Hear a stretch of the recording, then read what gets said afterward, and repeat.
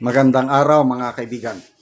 Bigyan natin ng reaction, opinion itong post ni Rob Rances. Pahayag ito ni Attorney Ferdinand Topacio tungkol sa pangyayari sa NBI. Ngayon, March 12 ngayon yung itinakda ng NBI sa subpoena nila na mag-report ang 18 Brave Marines. Nagpunta nga sila doon, kasamang mga abogado. Nako, nagulat si Attorney Topacio dahil gusto ng NBI ang 18 Marines paghiwa-hiwalayin, tig-isang kwarto sila and then kakausapin. Anong mangyari? Isa-isa, individual, it's either takutin or suhulan. Di ba ganun? Wala na, na-booking na sila. O ito, pakinggan natin si Attorney Topacio ha. Iba talaga ang intensyon nila, oh. Kasi kami naman nag-cooperate. Masabi ko, out of respect to the institution, may sampida, pumunta kami. Ang gusto po nilang gawin, ibukod ng isa-isa sa kanya-kanyang mga kwarto ang bawat isang subject ng sampina at tanungin. Hindi po pwede yun. Now we are trying to get statements na maaaring self-incriminatory. Maaari kasi nagulat ako.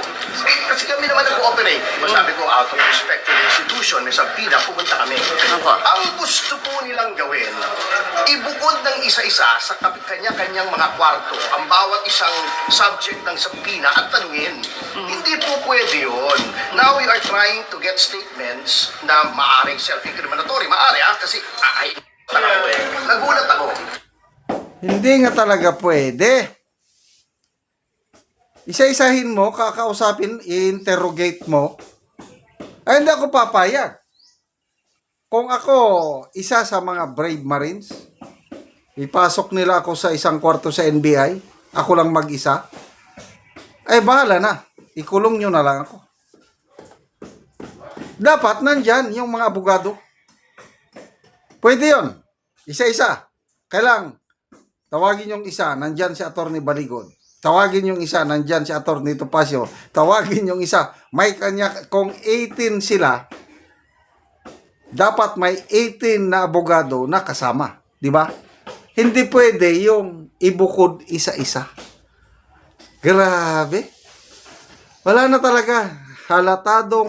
Halatado na itong ginagawa ng NBI. Let me make this clear, ano? Mataas ang respeto ko sa NBI as an institution dahil sa tagal ko na sa gobyerno, isa sa mga matitinong ahensya ang NBI. Very professional. Marami akong kakilala, kaibigan na mga NBI agents. May isa pa dyan, NBI Regional Director, kababayan ko mismo sa NCR ngayon. Yung mga career, yung rising from the ranks, nagsimula sila sa mababa hanggang nakabot sila ng mataas.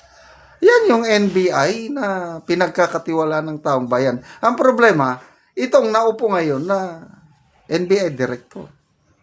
Siyempre, kung anong iutos ng NBI director, susunod na lang yung mga empleyado ng NBI. Hindi pwede yan. Nako naman. Niloloko nyo ang taong bayan. Hindi kami, we were not born yesterday. Basa tayo ng mga comments, ha. Andy Perez. Their intention is to tarnish the reputation and eventually destroy the credibility of the witnesses, which is prejudicial to their willingness to be investigated. The new NBI director has already released public statement in media giving hints to the NBI's motive prior to the recent submission for appearance in response to the subpoena.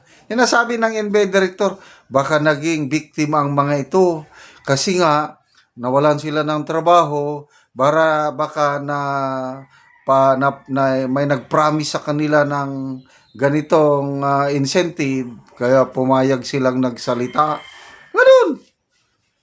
Ano ba yan?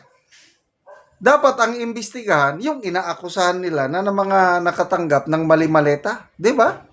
Ngayon ang iniimbestigahan itong nag-akusa. Wow! only in the Philippines. Grabe. Oh, Alex Dalisay. Parang si Boyeng din pala yung bagong NBI director. Baka lumabas niyan after kausapin, isa-isa may supplemental affidavit na yon mga Marines. Oo nga, parang Gutesa. Di ba sabi ni Atty. Baligod na napilitan daw si Orly Gutesa pumirma ng affidavit na binabawi niya yung kanyang pahayag sa Senado. Napilitan lang daw dahil natakot siya sa mangyayari sa kanyang pamilya. So baka ganyan din ang gusto nilang gawin sa Brave 18. Nabuti na lang nandyan si Atty. Topacio, Atty. Baligod, Congressman Mike Defensor at iba pa. Ayos! So, laban lang po tayo. Huwag tayong patatalo dito sa gusto nilang mangyari. Oh. J-Life Kalimbas, clear harassment of witnesses. Edith Nepomuceno, nako, huwag kayo papayag. Susuhulan lang nila ang mga yan para baguhin ang kanilang affidavit. Kung hindi suhol, tatakutin. Kaya dapat itong mga pamilya na ito, pamilya nila, no, dapat na i-safety na sana. Kasi baka matulad sila kay Master Sergeant Orly Gutesa, ginamit ang pamilya para hindi na siya makita eh. Nakaka-dismaya. But I believe mas malakas itong Brave 18 dahil nga sa 18 sila eh. Mahirap yung kay Gutesa noon dahil nag-iisa siya. Oh. Dalampon, Clariam, ha ha ha, alam na this, ang plano ng mga bangag sa ating strong Marines. Tama lang po, attorney, na hindi kayo pumayag. Son, pasyon, isa-isahin, arigluhin o takutin parang kay Gutesa na tinago din nila. Gavino Pascual, ginawang institutional criminal syndicate ang mga ahensya ng gobyerno. Ulitin ko, sa experience ko, matitino ang mga empleyado natin sa NBI. Wala silang magawa. Kaya kung ang gusto ng NBI director, edi susunod lang sila. Salamat, Atty. Topacio, Atty. Baligod, huwag niyong pabayaan ang ating Brave 18 Marines. Salamat mga kaibigan sa inyong pagsubaybay sa ating channel. Nakakatulong kayo ng malaki sa tribong talandig ng Bukidnon dahil ang income natin sa channel na ito is pantulong sa tribo. Namimigay tayo ng libreng yero at pako para makapagpatayo sila ng mas maayos na tirahan. Panoorin nyo ang video na ito. Anamo og yero. So mag-atop ni karon. Jakat sa pura yun. So muna ni ang iyang atopan. So nindot gyud.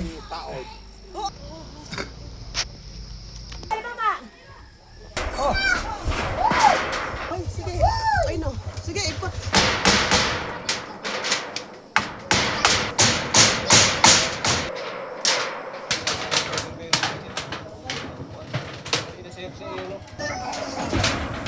Oh, nasa sa way no, ray no ni si makano si Itya.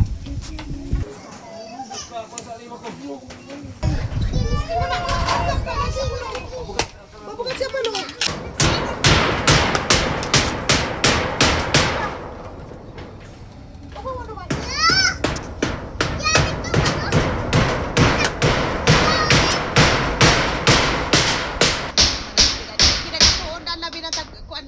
Nabi ah.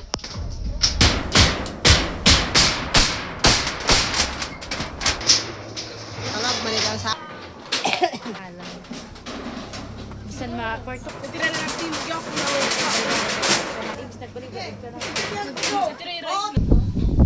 o karon humanag gyud sa pag-atop ang among gihatag nga yero. So maayo na gyud nga tan-awon kay nahuman naman sa pag-atop. Salamat sa Ginoo. Tabang ko sa Ginoo. Sir Makanas. Salamat sa tabang sa sin. Amua. nag-sponsor.